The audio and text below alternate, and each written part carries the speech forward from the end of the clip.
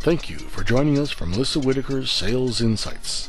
Each month, Sales Insights expounds on Melissa Whitaker's sales tactics, taking a full 360-degree view of ways to attain the winning sales synergy she learned pounding the pavement, knocking on doors, and being a consistent top producer. Melissa shares her inspirational lessons and talk tracks to fine-tune your sales skills, uncovering hidden opportunities, closing more deals, transforming clients into referrals, and managing sales effectively to increase results. Now, let's join Melissa Whitaker as she shares some of her sales insights with you.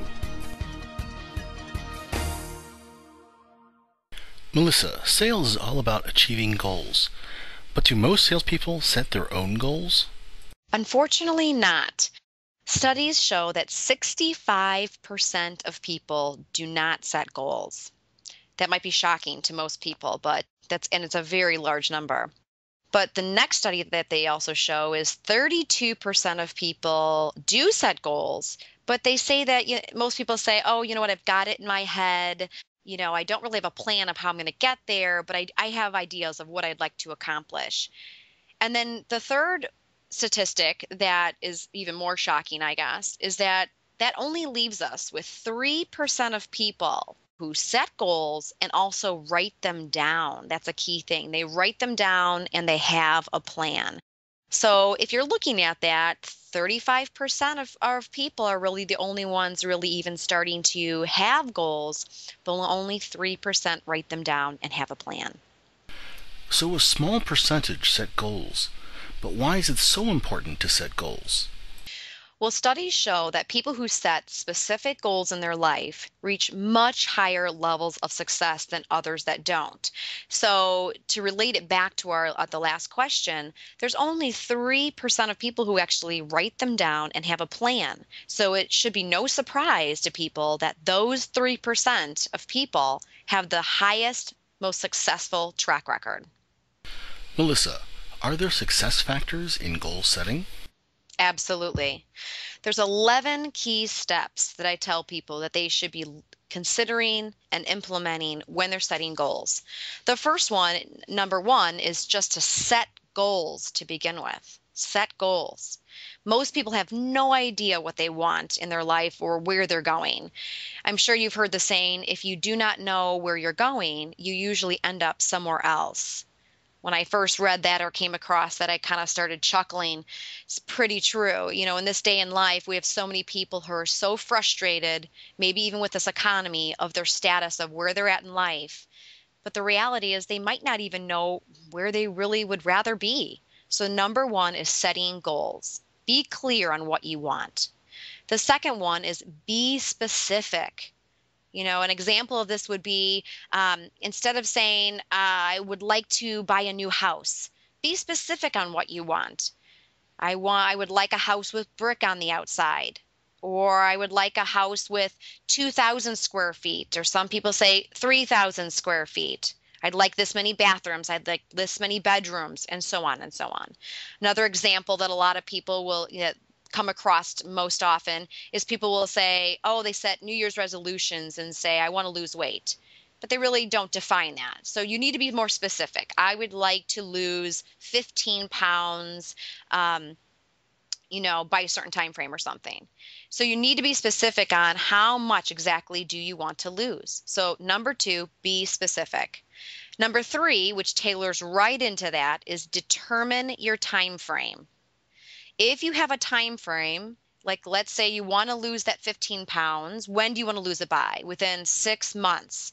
You have to make sure you have a time frame so that you can then move into the next step, which is number 4, called measuring progress. You can't measure your progress if you, number 1, haven't set the goal, number 2, weren't specific in your goal, and then number 3, you didn't have a time frame to gauge. So number 4 is measure progress. You can start tracking it along that time frame. Am I moving towards my goal? Am I status quo? Nothing's happening? If you see that you're not moving in your goal according to the time frame to get it done by that time frame, then you need to make some tweaks along the way to make that happen. Number 5, make it achievable. I always tell people, shoot for the stars, you'll fall somewhere in between. But the reality is you want to stretch yourself when you're setting goals, but you still need to make sure they're realistic, that they're achievable. You want to set yourself up for success, not a failure or a disappointment. So stretch yourself, but make it achievable. Number 6, know the why. This is one area I think a lot of people don't think of. But what happens is, if some people have heard of the different Tony Robbins of the world, Tony Robbins and many others have said, it's human behavior or human nature that we move towards or gravitate towards things that give us pleasure, and we avoid things that gives us pain. And, what happens is when we don't accomplish a goal is because typically we just don't even have a big enough why. Why do we want to accomplish that goal? An example of this would be the show called The Biggest Loser on TV. I'm not a big fan of the name of the show, but I love the concept of the show. And that's where people in this case have come to a place in their life where they associate more pleasure with the end result of what they're going to accomplish than the pain of the process. So what ends up happening is ultimately they're more successful. And that would be in comparison to some people who, let's say, set New Year's resolutions and say they want to lose weight or something. But what happens is they start going to the gym, they start associating more pain with the process than the pleasure of the outcome, and they ultimately stop. So you need to make sure your why is big enough. Why do you want to accomplish what you want to accomplish? And the ones that have the biggest whys are the ones you'll find typically you succeed more at. Number 7, put goals in writing. Remember that 3% of people only write things down, their goals down, but they're the top percentage of people who are successful in their life, who accomplish more in their life. And, you want to be part of that 3%. Because what happens is when you write them down, your subconscious kind of takes over. And you'll be amazed that people will come into your life or things will happen in your life that you did not expect, could not have foreseen, but ironically are moving you towards your goals of what you want to accomplish. Number 8 is have a plan. Unfortunately, life happens so fast today that most people just wing it. And, unfortunately, one of the top 2 reasons why salespeople fail is because they wing it. So, take 15 minutes here or there. I know everyone's really swamped and busy and schedules get crazy, but if you just take 15 minutes here and there, maybe once a week or every other day to plan your goals or to revisit your goals, you'll find that you'll not only start seeing possible obstacles that you can avoid or you can handle ahead of time, but you'll also see those opportunities where you can accomplish your goals faster.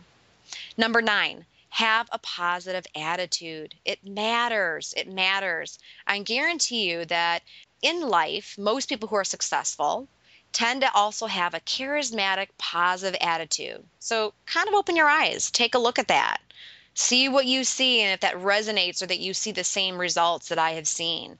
And the reality is in life, we typically, there is that level of energy and attraction, and a lot of people have talked about this, but if you have a positive attitude, it's how funny you attract positive behavior. So it becomes really vital. And number 10, take action. Obviously, you've heard this before, but a good idea with no implementation is considered just a wish. So if you want to see some results, you have to take action. And I typically find that people who won't take the first step obviously aren't going to make it to the next step. So if you just get started, you'd be amazed how things happen quicker. And 11, last but not least, visualize the outcome. If you talk to a lot of Olympic athletes, you'll find that most of them will visualize watching themselves or seeing themselves accomplish what their goals are, maybe the time of how fast they accomplish something or the way that they perform or the way they do something. They visualize themselves doing it, and ultimately it becomes a reality. So if you implement those key 11 steps, you will fall right in the category of those 3% of people who have goals, write them down, and ultimately are the most successful people in life. This has been Melissa Whitaker's Sales Insights. If you would like to continue the conversation further, or to find out more about Melissa Whitaker and Melissa Whitaker International, click the website button below or type www.melissawhitakerintl.com achievable.com. This is Melissa Whitaker, and thanks for your time.